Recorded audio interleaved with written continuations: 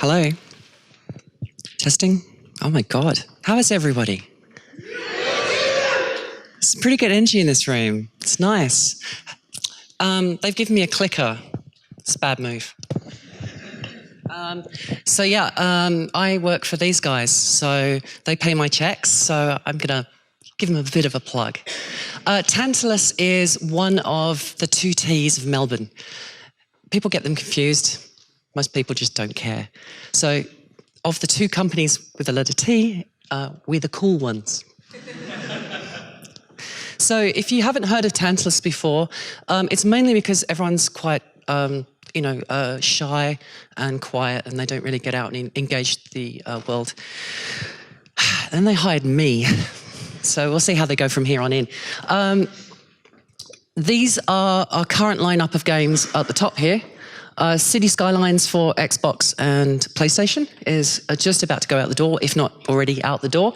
Rime, we've managed to crunch Rime down, and it is gorgeous on the Switch.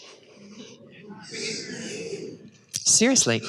That's Unreal Engine, by the way. We get free shit, right?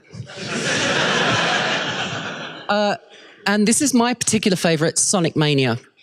So one of the cool things about working for this company is I get to play all this shit way before you guys. So I like Sonic Mania because I'm old. Some of the other games that we've worked on, and I say we, like I've been there for ages. I've only been there for like a month and a half. So Zelda Twilight Princess, right? Deus Ex. Now, if you want to play Deus Ex Human Evolution, play it on the Wii U, because we fixed the boss fights. And this guy, I know who that is. Has anyone noticed that men with their chins down, with brown hair and stubble, are really in?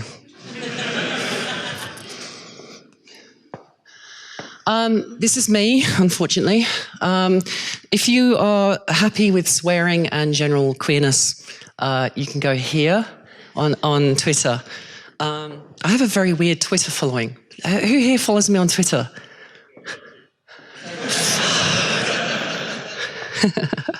I'm had a bit of a problem writing this whole thing because I'm actually I'm a very private person, and I'm extremely humble. I really don't like talking about myself. Someone been fucking with my slides again? The New Zealand game developers...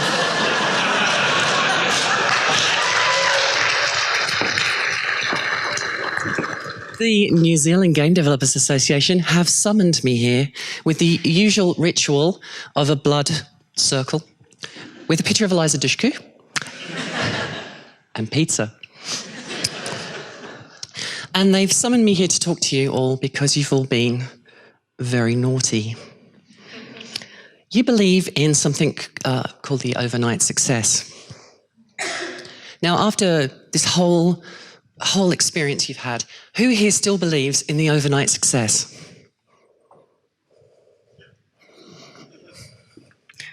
Here it comes. All success is overnight. Didn't expect that, did you? All success is instantaneous. Success happens when you open that email and you've got that job. Success happens when you pick up the phone to Ubisoft when you're in the nightclub, completely munted with your mates. Oh, I've got the job. Oh, that's great. Yeah, awesome. That didn't happen to me, honest. So I'm a video games artist, so I'm going to teach you all about normal mapping. I don't mean literal normal mapping. It's a metaphor. If you don't know what a metaphor is, metaphors are like similes.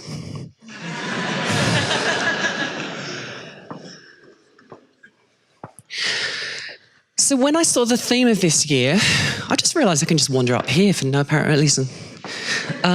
When I saw the theme of this year, you can do Ellen and dance. It tasted familiar to me, like, you know, the blood of mortals. For the last 20 years, I've been engaged with the video games industry. Many students, many people have had me as a teacher. You poor bastards. And whenever I go to a school, no matter where in the world it is, no matter for what company, what university, I hear the same thing from the teachers. I ask them the same question. And the theme of this year reminds me of that. The question is, what do you want me to do with your students? And their answer is always the same. They look at me very much like, you know, brown-haired men on video games, and they go, destroy them. Destroy them. If you don't get the reference to this video game, we can't be friends. Destroy them, my robots. This has actually lent me to the theory over the last 20 years that all video games instructors are in fact low-level psychopaths. But people need to be destroyed. You need to crush them. You need to reach your delicate, beautiful fingernails into their chest, pull out their heart, crush it like their hopes and dreams. You have to. Because otherwise they're going to end up like complete dicks. I know, because I was that dick.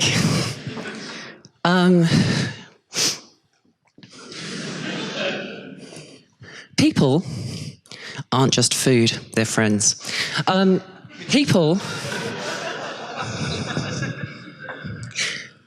People need to be turned off and on again. Especially students. Can I have a show of hands? Who here are currently game developers? Okay, I just want to acknowledge people with disabilities who can't raise their arms, by the way. You aren't being counted at the moment, so you're not being left out. Please just do a mental hand in the air, because you need to be counted into a bucket. So, professional game developers, people who are game developers right now, put your hands in the air. Come on. Interesting. Put your hands down. People who are not game developers, who want to be game developers, put your arm in the air. Interesting. I'll get rid of you. Trust me. I forgot what my next slide is. It's cool, whatever it is. Might be a picture of Ben Affleck if you're lucky. Normality. This is the end of this amazing adventure for some of you. Hands up if it's your first ever games conference. Okay, now there's something you need to know. Something I wish I'd been told about, is that for the last few days, you have been treated to a heightened sense of reality. You've been surrounded by game developers who are as passionate as you are. You've been exposed to new ideas and hopefully had some of your old ideas challenged, and hopefully you accept the challenge. This has essentially made you dealing with a sort of false reality. Your brain's pumping out hormones and you're going to be exhausting your supply of them. What that means is, tomorrow, when you go back to your normal lives, normality. When you go back to normality, you will start to crash. Can I have some nods here if you've experienced this? Yeah. When you do video games conferences, always you crash over the next few days. If you are prone to depression, this is a really good time for self-care. And that's not a joke.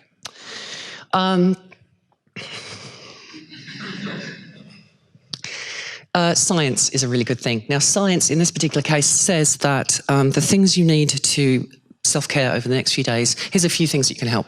One, simple sugars. Right now, you can probably start absorbing things like orange juice. That will help pick you up. Caffeine, yeah. But remember, it's a short-term fix. Dark chocolate, at least 75% or higher, I'm serious, will help you produce the hormones you need to get through. Proteins, always good. Get some of those into you. Don't carb after this, whatever you do. Milk with sugar. Serotonin. You make serotonin if you have more milk before bed, but only in the presence of sugar. So mix some honey in with it. Isn't this all like holistic and shit? Me.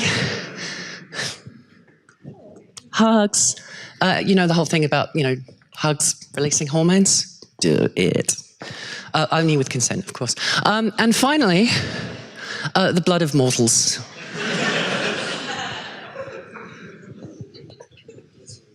Don't diss. I like it. This is the other solution. You see, when you go back to normality, you crash. You go back to your normal lives. If you're not a game developer full-time, that means going back to jobs that you don't like, people you don't like. You love making video games. My solution is this: don't go back. Now, I don't mean like set up shop here, because honestly, game developers smell bad enough without the access to showers. But don't go back to your normal lives. You need to change your normal lives, because we've been talking about the whole thing about the overnight success thing, right? How do you get success? Well, the formula that Aurelie gave us was incredible.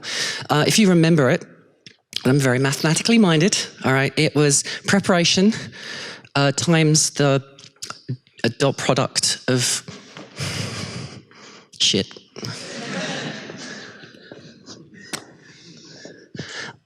My solution is this, and I discovered something very interesting a few years ago. I've actually advanced my slide a little earlier, so you didn't see the slide, okay? Magic. All right. I was on the bus one day, and the guy in front of us, let's call him, my name, Doug, was talking about his itinerary for the day. And Doug had meetings with a guy called Dave. He had schedules, and he had to send a letter off, and he had to get someone in HR to deal with the problem. That was his itinerary for the day. Now, by coincidence, someone else on the bus was also on the phone talking about their itinerary for the day, and they were doing some HR shit. I don't know, whatever HR people do. And they were talking about, job interviews and things like that. And it's all very normal stuff. My itinerary for the day, the thing I got up in the morning and brushed my teeth to do, was to put armpit hair on Kratos, the god of war.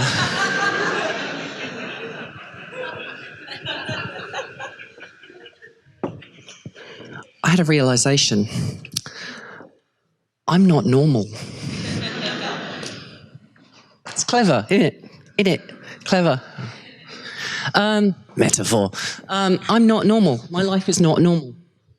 And this led me to another realization. Oh, by the way, this was at Logic. We were doing the God of War Chains of Olympus HD launch trailer. So they did a fucking good job. Sorry, I'm supposed to say. They did. So this was a really interesting project because we were using assets from the game.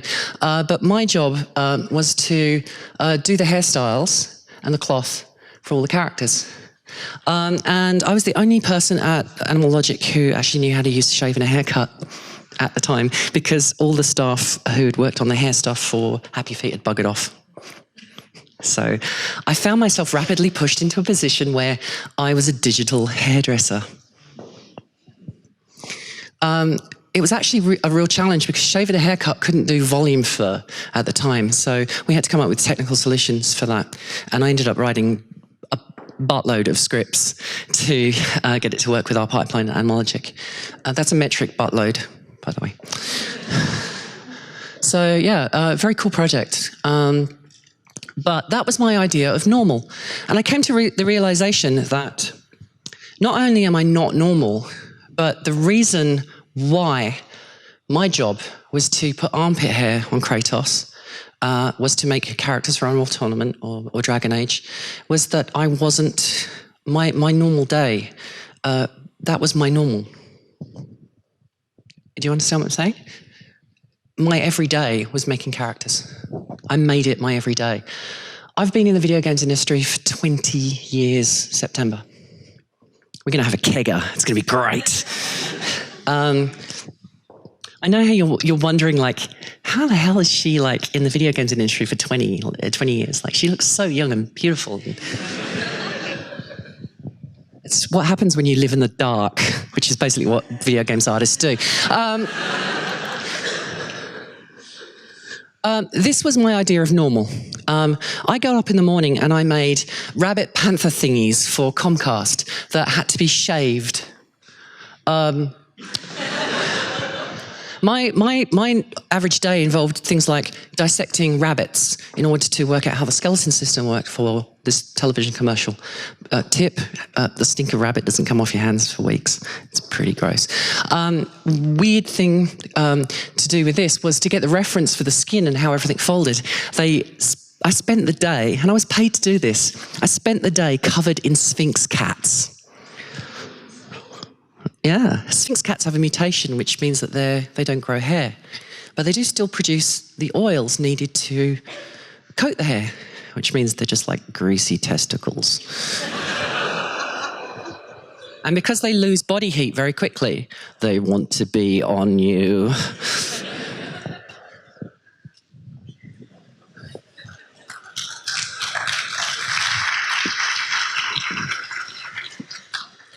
This is the big one. This is the image that got me like 1,600 frickin' hits on Twitter. We were talking about queer developers, and I just pointed out that, I was pointing out a few queer developers, and I said, oh, by the way, did you know that the first ever character you ever saw for Dragon Age was done by a queer woman? Me. Yeah. Woo.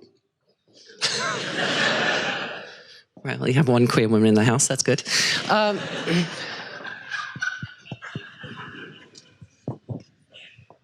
We'll talk later.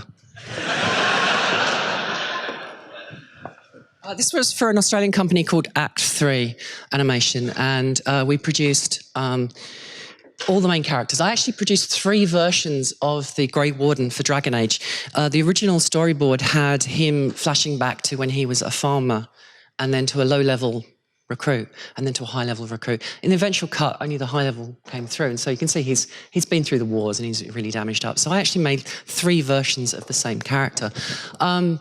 The character in the background here was made by Alison Bond, who is an English artist who works in Australia. And yeah, it was produced in Melbourne. Yeah, I think it was Act 3 in Melbourne. Now, the reason that I got this job, lead characters on a major game for BioWare, right? The reason I got this job was because I'd done the characters for their previous game, Fury. And the reason I did that was because I'd done Civilization 4. I did all the main characters for that too.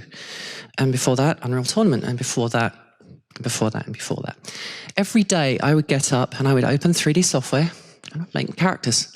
In fact, I worked at Autodesk, flying around the world, going in front of audiences, and speed modeling characters. I know, what a cool frickin' job. That was my normal. But you've got to understand, this is what my normal looks like.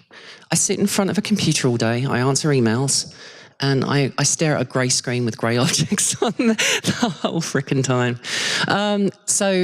You have to understand that if you want to be a video games artist, it's a day job.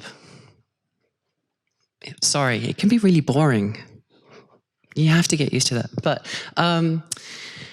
success is these moments here. This is why I'm saying success is actually an instantaneous thing. But as Aurelie rightly pointed out, and I agree absolutely with everything she said, because she's awesome, plus she's really good with a sword.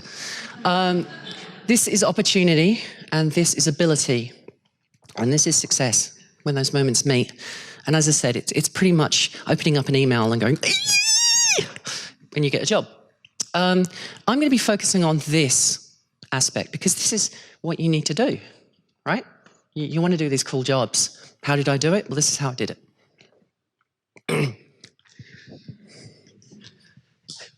I love Netflix.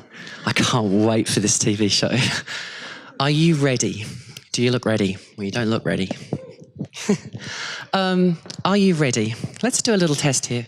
Put your hands up if you like Batman. Come on, put your hands up, come on. I know it's been hard. I did this for Aurelie. Batpole. It's a pun. Yeah, all right, put your hands up if you like Batman right now. Yeah? Keep your hands in the air if you want to work on a Batman project. That's interesting. All right, with those of you with the hands up, DC Comics have just called you on the phone. Your job is to design Batman, redesign his costume, redesign his logo. You've got 2 months. We want a drastic new look. Keep your hands up if you think you can do that job. Okay, now look around the room. The people with their arms still left in the air are either confident professionals who every day of their lives have been practicing, who love this sort of thing, or narcissists.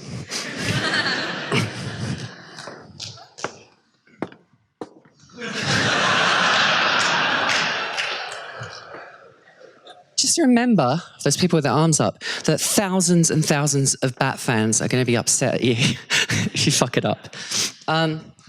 It's about ability. You're confident, you've been doing it day in, day out, forever.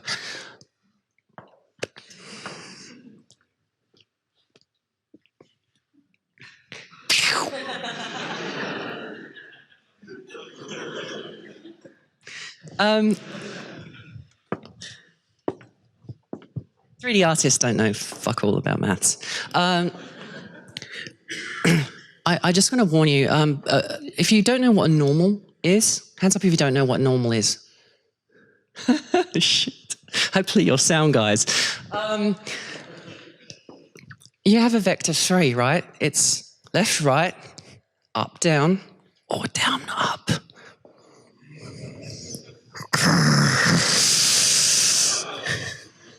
And your Z is length, right? Okay. This is a metaphor for your lives right now. If you want to aim and hit that, you need a certain amount of this, bit of this, right? Whacking a bit of that, yeah, and then you have a distance from there to there, right? You can't possibly know what that distance is in your career, but what can you do right now? You can align your normal. It's clever, isn't it? Like, seriously, like right now, you can align your direction. You should be aligning your direction. If your everyday life is not pointing you towards where you want to go, what the hell are you doing?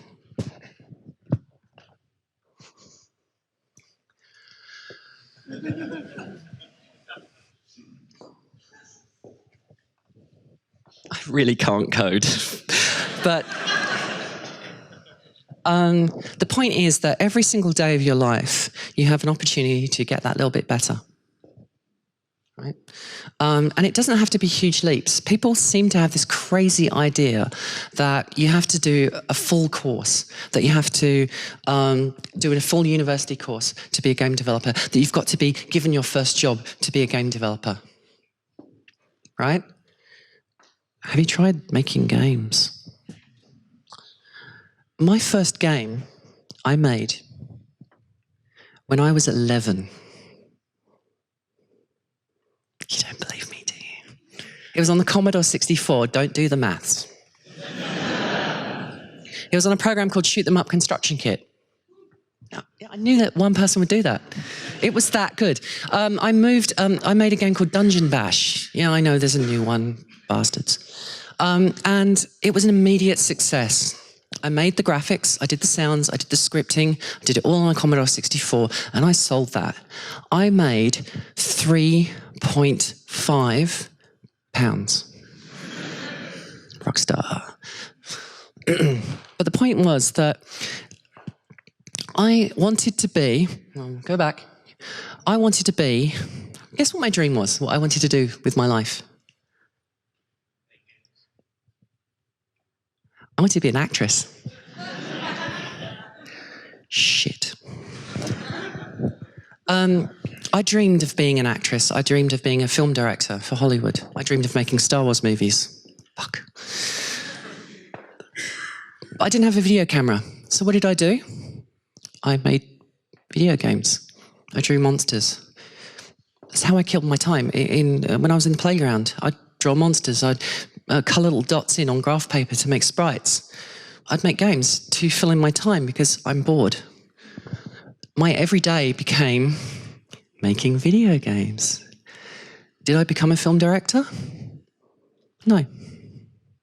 Well, what did I become? I became a game developer. And I've always been a game developer. I've been a game developer since I was 11.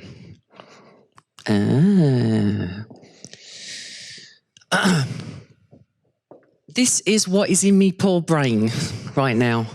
I have a knack for learning software. That's one of the secrets of my success. And I also have attention deficit and hyperactivity disorder. Has anyone else got that? Yeah, cool. What that means is I can't concentrate on much. But I can hyperfocus. So what that means is I've had to learn all this with ADHD. Yeah? This is the software I use generally over the last couple of years. This first line here, by the way, is stuff that I learned to a degree where the companies that make this software hired me to be their software specialist. Shit. I worked at Autodesk as their game development specialist. I did demos for Macs. I've trained people in Maya. I was hired by the Foundry representatives Intraware to be the expert in Modo. And when Autodesk bought Mudbox off of Weta, they got me to teach the whole of Autodesk via, Skypes, how to use Mudbox and how it fits in their pipeline. I learned combustion on the road in Asia while I was doing demonstrations. I learned Mari, and I actually got this weird situation where I had to come back to New Zealand and teach Weta what cool new features we'd put in Mari, even though they'd made Mari. Nuke, the compositor Nuke, I became a compositing expert, and I actually ended up teaching Nuke at the Australian Film, Television, Radio School. I absorb software, and I do it with attention deficit and hyperactivity disorder. Pretty cool, huh? No, not really. That's why I absorb this stuff so quickly. You see, I break every... Oh, by the way, blancmange, when you drop a human brain, it's the... No, yeah.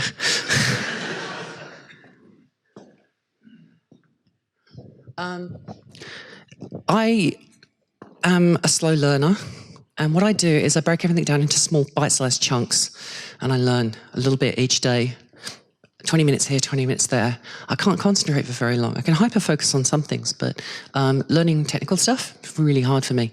Not all of you have this situation, so you can use that same technique to master all this software, and you do. If you are a 3D artist, you will be learning for the rest of your career. Software doesn't stop. It keeps developing. New software comes out. Has anyone here used Substance? Yeah? Get in on it. It's amazing. Art Rage? Photoshop? Potato Shop. The Hare and the Tortoise thing, by the way, breaks down if you touch jets to your fucking rabbit. All right. All you need to do to get to the point where you're going to realize your dreams is to set your Z to non-zero. So every day if you start moving a little bit on... It's a laboured point. I'll move on.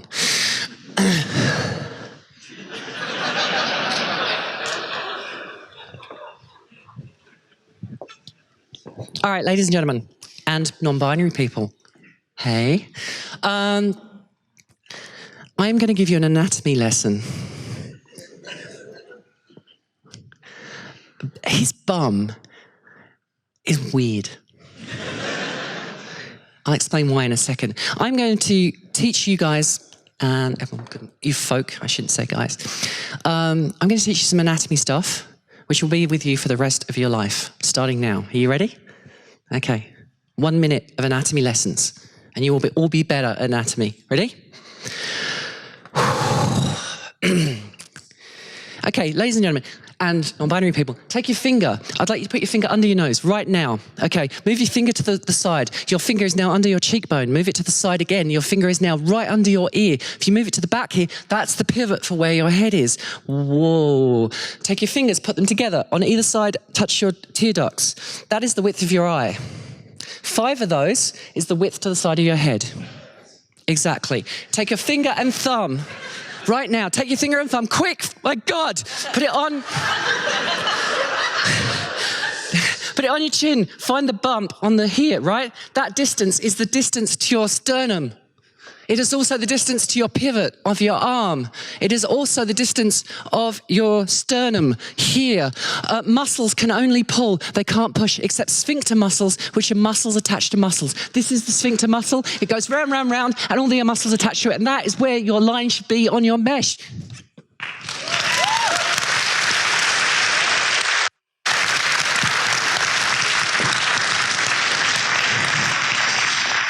Don't look at advancing yourself as the entire course is. Look at it as little bite-sized facts.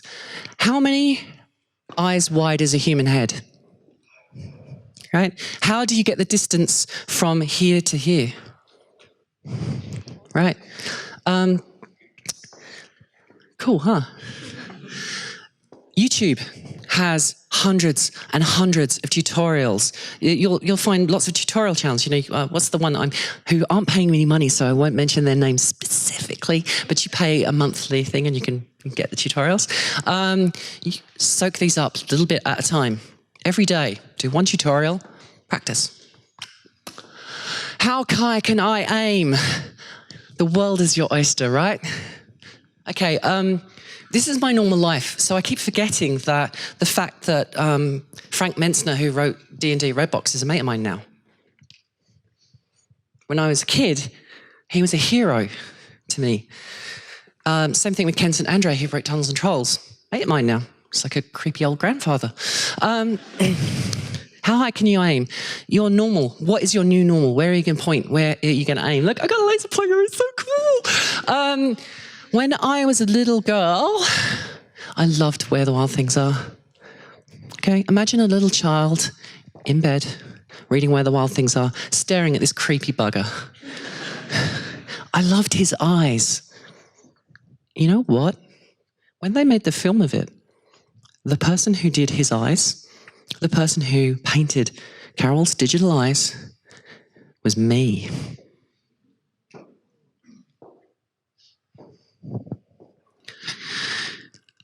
When I was 20, I just started game developing professionally for a company called Microforte. Unreal 1 came out. Do you remember Unreal 1? Do you remember when the Scar came running down that corridor the first time? The lights go out, and they built it up. He ran past doors, you saw bodies getting dragged in. You heard him coming, yeah? When the Scars were returning to the Unreal tournament, they'd never been in an Unreal tournament. The person who put Scars, redesigned them, modelled them, textured them, and rigged them was me. Go back and tell that 20-year-old that would be the case. Here's the sketch that got me the job, and here's some of the characters I made. I made most of the lead characters in the game. In fact, the demo shipped entirely with my characters. My artwork, my characters, were on the cover of the Game of the Year and every PC magazine of that year. Pretty cool, huh? Where are you going to aim your sights? What do you believe you can do? Where will you go? Motivational shit. I feel like Anthony Robbins up here. It's crazy. The point is, you might not believe that you can do these things, but if you align yourself to them, if you make that your day-to-day business, this stuff will happen to you. Okay? And all you need to do is make that decision that you're going to do these things. Okay? There's a running joke with me flirting with Eliza Dushku on Twitter. If you've been a fan of my site for a while, she's just announced that she's getting married to a millionaire. And look, if she wants to settle with him, fine. She's going to miss out on all this. But the joke was, you know, it's like, well, you know, she's a famous movie actress. You know, she's like a model. How can you have a relationship with her? We don't even know if she's, you know, queer. But the point is that I've never said, I never counted myself out of the race. This is called being delusional. Hands up now if you are a games developer. Okay, think about it. Okay, now hands up if you are someone who just wants to be a games developer. Do you understand the difference now? Right? I've been a games developer since I was 11. Yeah, that was me. First time I moved to Australia, when I got bored, I cracked open Doom, and I hacked it. I made my own levels, and I replaced the Doom guy with a girl. You see, the thing is that at no point does someone come out and knight you, a game developer. At no point does John Carmack pull up in a sick ride, spray your face with chrome, and welcome you to the game of Valhalla.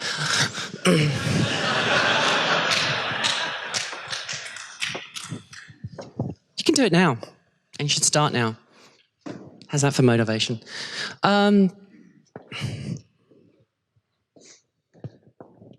If you're always trying to be normal, you'll never know how amazing you can be. Who here wants to be average? It's okay to be average, but what's not okay is to be average by choice. So get your asses out there. I'm Delaney King. Thank you for listening to me.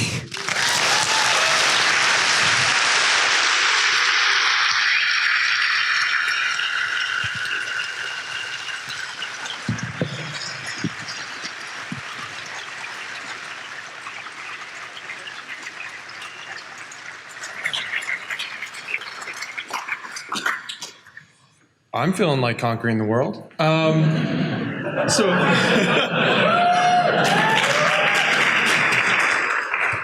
So if you have a question, please raise your hand and we'll get the question box to you. Speak into this bit.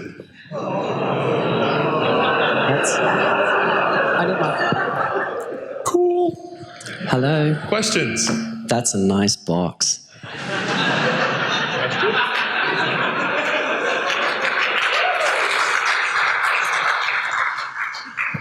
Okay, so watch your heads. We're going to try this. What's the most important skill you've learned that you didn't expect to learn?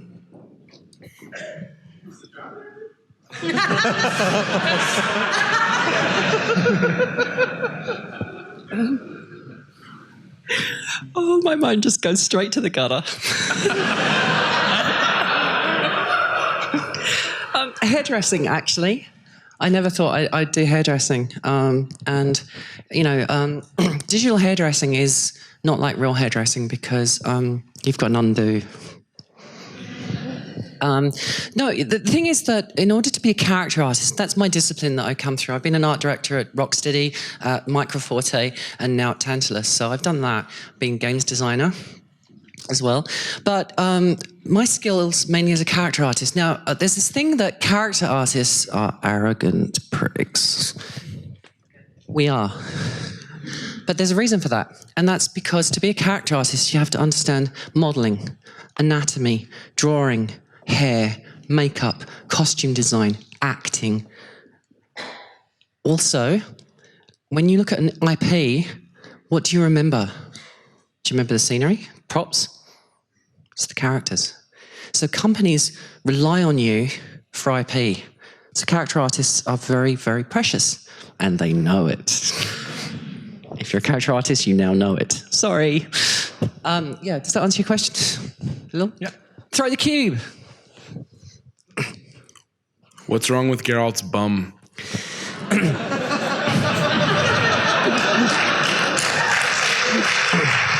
Where's Barbara Kerr when you need her? Muscles can only pull. They can't push. Okay? It's a fact. This muscle pulls. These muscles pull it back. Once you understand that, the mechanics of the human body become a lot easier. You need an anchor point. We need tendons sometimes. Like, for example, most of the muscles to do this are here. That's what that lump is. Once you know the function of these things, those lumps make sense. Right? His bum is too small to lift his upper body. And I know why. When I was working on Lord of the Rings, I painted an anus on the Mumak. So I did the Mumakil for that. That was a freaking cool job. And we had a meeting about my anus. They wanted to remove the anus. So we had this discussion about how much anus is acceptable in a video game.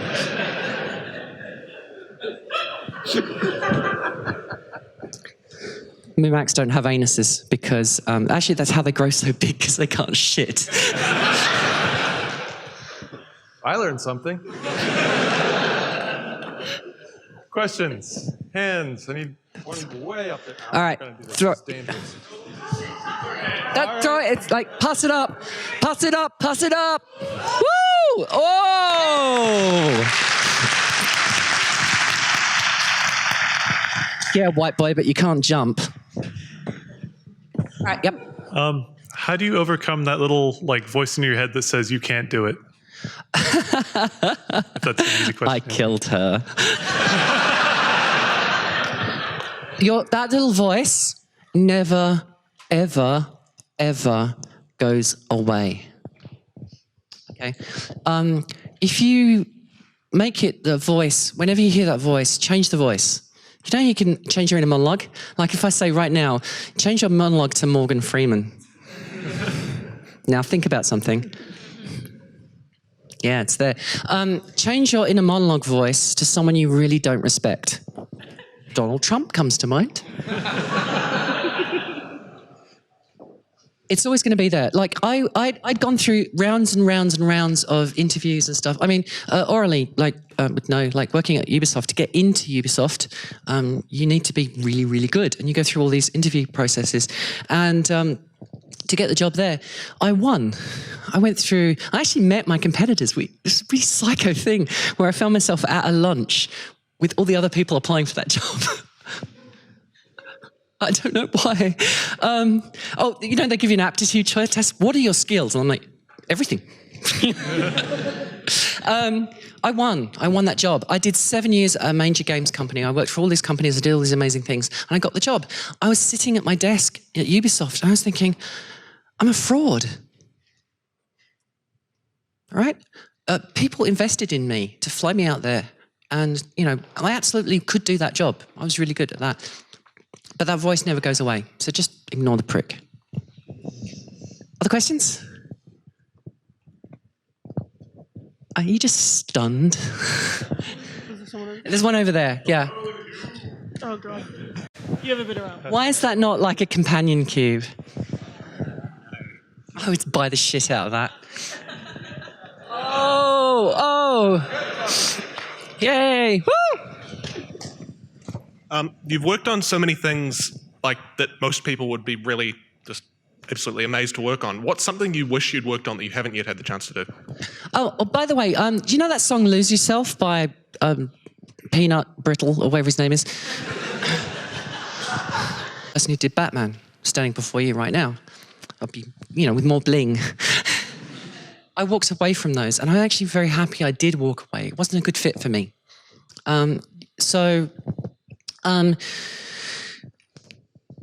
I've walked away and I've fucked up some projects, and I do regret not being on the Assassin's Creed team all the way through, and I miss, I regret not being on Batman all the way through. But I'm also like the fact that I defended my boundaries, and I knew when I was a good fit for a company and when I wasn't. So that's very, very important. You will get opportunities, and you will mess them up. You will get opportunities, and you won't have the skills to do them. Right? You can fail. You are allowed to fail. So yeah, that would have been a nice one. I missed out on working on Farscape. I got a job interview with Farscape, and it was for Friday. And on the Thursday, I got a phone call saying, "Can we put it off till Monday? There's some stuff going on here." They cancelled the show on Saturday. No. Any other questions? Everyone's so tired. It's just going on forever. I'm sorry. Yeah? What's that? Let's drink now. Over to the handsome guy, all right? All right, thanks, everyone.